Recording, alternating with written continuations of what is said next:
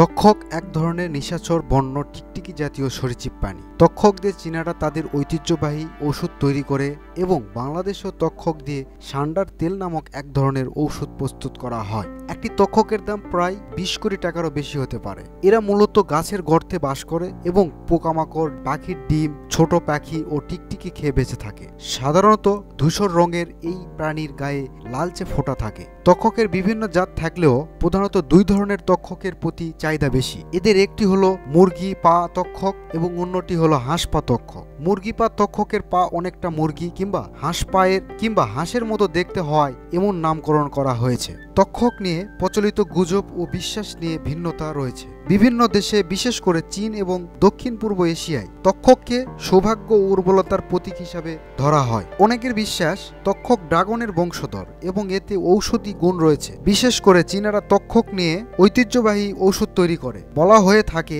এই প্রাণীর জিহ্বা এবং রক্ত ব্যবহার করে এইডস, ক্যান্সার, টিউমার সহ বিভিন্ন কঠিন রোগের চিকিৎসা করা যায়। এমনকি জিজি নামে একটি চীনা ঔষধের গুরুত্বপূর্ণ উপাদানও এটি। বাংলাদেশেও অনেকে সান্ডার তেল নামক এক ধরনের তক্ষকের তেল তৈরি করে যা বিক্রি করেন, যার দাবি এটি পুরুষ যৌনাঙ্গের কার্যক্ষমতা বাড়ায়। তবে এইসব দাবির কোনো বৈজ্ঞানিক ভিত্তি নেই। বিভিন্ন সময় গুজব রটে একটি তক্ষকের দাম প্রায় ২০ কোটি টাকা বা ১০০ কোটি টাকা পর্যন্ত হতে পারে। বিশেষ করে হাঁস পা তক্ষকওয়ালা এবং ১৭ ইঞ্চি লম্বা তক্ষককে নিয়ে এইসব গুজব বেশি। এইসব তথ্যের কোনো নির্ভরযোগ্য প্রমাণ নেই। এইসব শুধু প্রতারণার ফাঁদ। আন্তর্জাতিকভাবে তক্ষক কেনাবেচা অবৈধ। বাংলাদেশেও এই ধরনের প্রাণী সংরক্ষণ বা কেনাবেচা করা অবৈধ অপরাধ। তক্ষক একটি সংকটাপন্ন বন্যপ্রাণী হওয়ায় ধরা পড়লে দ্রুত প্রকৃতিতে অবমুক্ত করা উচিত। বাংলাদেশের বিভিন্ন পার্বত্য অঞ্চল যেমন বান্দরবন, সিলেটের বনাঞ্চলে এক শ্রেণীর মানুষ তক্ষকের খোঁজে বছরের পর বছর ঘুরে বেড়ায়। অনেকেই এই খোঁজে নিজের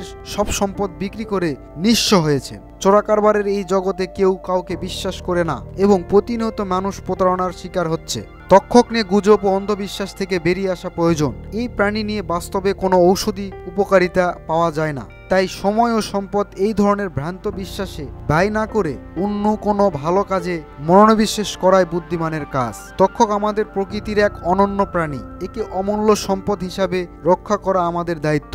অযথা গুজবে কান না দিয়ে প্রকৃতিকে ভালোবাসুন, সচেতন হন।